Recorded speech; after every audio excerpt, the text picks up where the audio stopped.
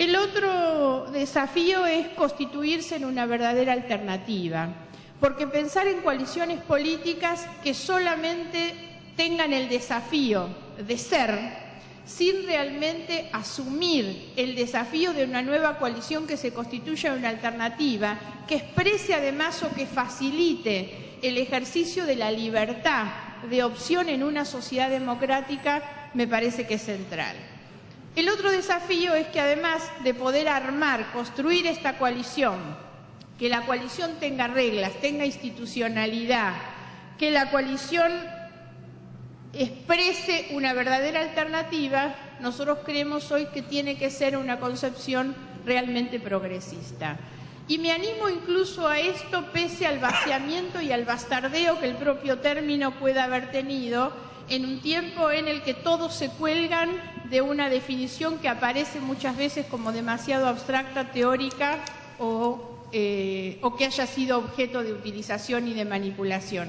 Me animo a decir que esta es una definición central, que si nosotros no incorporamos como objetivo principal del armado de una coalición política en nuestros tiempos, la búsqueda como objetivo central de su armado, también habremos fracasado o frustrado este intento. Y en la búsqueda de definir una coalición progresista, yo creo que es necesario definir dos cuestiones. Lo primero es que la coalición deba ser no solamente una construcción de tipo electoral, sino una verdadera herramienta de cambio social y cultural. Habremos cumplido con el objetivo, en realidad, si nosotros logramos expresar a través de eso la necesidad de producir un cambio que sea más protagonizado por el conjunto de la ciudadanía que exclusivamente por aquellos que se reúnen a resolver el reparto. Y la otra condición central para el armado de una coalición alternativa y progresista es el desafío de lo programático. El desafío de lo programático para nosotros y en este tiempo, y obviamente suscribiendo todo lo que planteaba recién Martín, tiene que tener como horizonte posible y necesario la inclusión y la igualdad, entendiendo además la búsqueda de la igualdad a partir del reconocimiento de un derecho que debe ser de ejercicio operativo y no meramente retórico o abstracto. Que la igualdad hay que buscarla y garantizarla en términos de condiciones y de oportunidades, y que nos sirve a esta altura trabajar exclusivamente en la búsqueda de una igualdad social o en la lucha contra la desigualdad social, porque esto ha implicado en todos los años de vida democrática que la búsqueda de la igualdad social implica el reconocimiento implícito y la naturalización de la desigualdad económica. Nosotros necesitamos trabajar para modificar las condiciones y las causas por las que una persona en la Argentina es pobre. Y eso se resuelve en la medida en que nosotros seamos capaces de redistribuir, y aquí también entonces la otra condición que debe tener en términos programáticos una nueva coalición, que es su condición y su capacidad transformadora, reformista, republicana, democrática, emancipadora, libertaria, y que todas estas cuestiones están vinculadas efectivamente con la capacidad de producir las transformaciones estructurales profundas que la Argentina tiene. No hay posibilidad de protagonizar una alternativa progresista de coalición si esa no se pone como objetivo modificar y erradicar las causas tan graves y tan estructurales de la pobreza en nuestro país. Y eso tiene que ver, entre otras cosas, con una reforma a nuestro regresivo sistema impositivo y a nuestro sistema tributario. La incorporación de la perspectiva nacional en lo territorial, pero fundamentalmente federal, en cuanto a la capacidad que el sistema federal tiene como elemento, como instrumento o como camino distribuidor de la riqueza. Es imposible pensar coaliciones solamente desde las visiones centralizadas de las ciudades urbanas o de la ciudad capital. El concepto nacional y federal tiene que formar parte de esta nueva coalición. Es además para nosotros también un imperativo vinculado con el progresismo y con lo programático, el desafío tal vez más importante de la coalición, que es el desafío de gestión. Y con esto lo que digo es que nosotros necesitamos salir del testimonialismo de las construcciones políticas que solamente se sostienen para sostener, valga la redundancia, proyectos de tipo personal, proyectos que se agotan en la testimonialidad sin capacidad transformadora. El progresismo tiene que salir y dejar de ser una construcción meramente retórica y discursiva, porque el verdadero progresismo es el de gestión. La lucha por el poder es lo que legitima la actividad política, en la medida en que el poder no sea entendido como un fin en sí mismo, sino como un instrumento de transformación. Y es en este punto en el que la gestión es central, porque a partir de la gestión es donde el progresismo sale de lo retórico para ir a lo operativo, a lo real y a lo práctico. Es progresista aquel que desde el ejercicio de su gestión trabaja para cambiar las condiciones de vida de sus representados. No es el que se sube al mejor discurso de campaña electoral para decir de sí mismo lo que no es luego capaz de hacer en términos de su gestión política o gubernamental. Y finalmente, creo que el gran desafío del armado de una coalición hoy en la Argentina es el desafío ético y cultural. Nosotros necesitamos reconstruir, sobre todo después del reconocimiento de los terribles efectos de la infiltración neoliberal en nuestra sociedad en términos culturales, hay que constituir o reconstruir una contracultura de valores humanos y morales. La ética del progresismo no es la misma ética de la derecha. Hay que trabajar para construir una ética auténtica de los partidos políticos de la izquierda democrática. Ese es el desafío tal vez más importante. Ese es el valor que tienen muchas de las experiencias en América Latina que supieron superar la tensión partidaria con la tensión frentista a partir de programas de gobierno común, pero a partir de construir en cada ciudadano un agente de cambio social que asumía las ideas de transformación, de renovación y la ética de la igualdad como un valor colectivo. El gran desafío de lo ético y de lo cultural es reponer lo colectivo por sobre lo individual o lo sectorial. Es darnos cuenta que la recuperación del valor de lo nacional y la búsqueda de lo justo tienen que formar parte de la concepción ética de cualquier coalición progresista que hoy podamos trabajar para armar en la Argentina. Muchas gracias.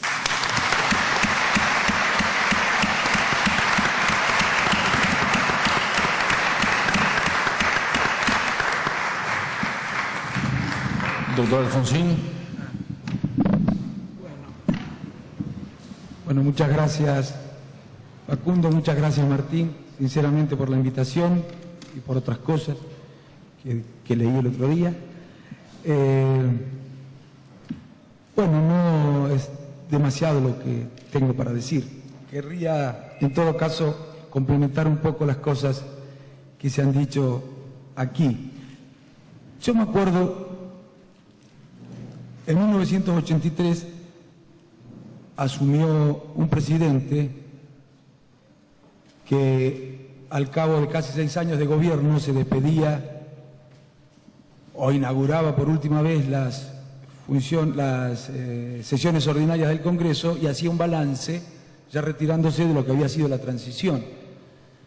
Un balance bastante interesante, que creo yo valdría la pena leerlo, pero en uno de esos tramos del discurso, él hizo 3 confesiones, 3 declaraciones, 3 afirmaciones, no sé cómo llamarla, que en general se les atribuyó una lectura obvia, pero que para mí tenían un significado más profundo. Nunca lo hablé con él en realidad. ¿Se acuerdan que, haciendo una suerte de balance, dijo que había cosas que no habíamos querido hacer, que habíamos cosas que no habíamos podido hacer y que había cosas que no habíamos sabido hacer? Para mí esto en el fondo representaban 3 desafíos para la política, en ese caso para el partido. Hubo cosas que no quisimos y eso tenía que ver con la identidad.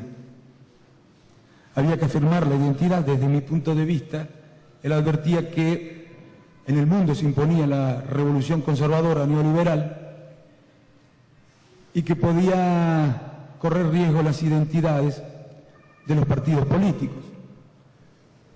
Había que tratar de hacer un esfuerzo para afirmar la identidad de los partidos populares, sobre todo. Nunca hubiéramos nosotros hecho lo que se hizo en la década del 90, porque eso hubiera sido traicionar nuestra propia identidad. Más allá de que estemos equivocados, hasta que no nos demuestren lo contrario, creemos que estábamos en lo correcto. Nunca hubiéramos podido hacer eso desde la Unión Cívica Radical.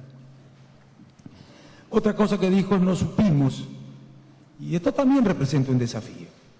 Por supuesto, nunca se puede saber todo, pero los partidos políticos deben saber no solo cuáles son los problemas de la gente, que en general la gente los conoce mejor que nosotros, sino cuáles son las causas que generan esos problemas y de qué manera los vamos a resolver. Que eso no tiene por qué conocerlo todo el mundo.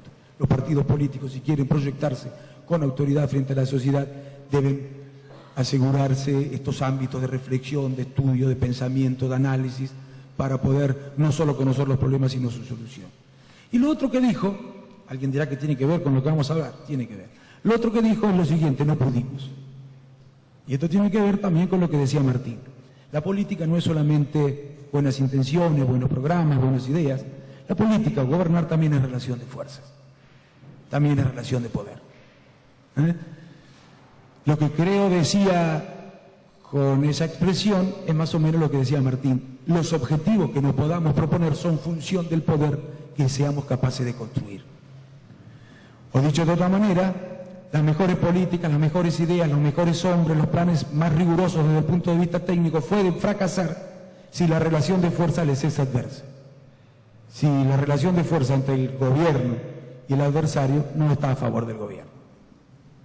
Yo creo que eran tres desafíos. ¿Qué tiene que ver con las coaliciones? Bueno, porque me parece que estas tres afirmaciones deben guiar la construcción de las afirmaciones, de las coaliciones. En primer lugar, la identidad. ¿Y por qué lo digo? No solamente por referencia a los fracasos anteriores, porque creo que esos fracasos tienen algún otro tipo de explicación. Hay presiones, va a haber seguramente, probablemente bien intencionadas, para que en estas ocasiones nos reunamos quienes pensamos diferente, incluso para poderle ganar al oficialismo. Yo creo que hay que resistir estas tentaciones.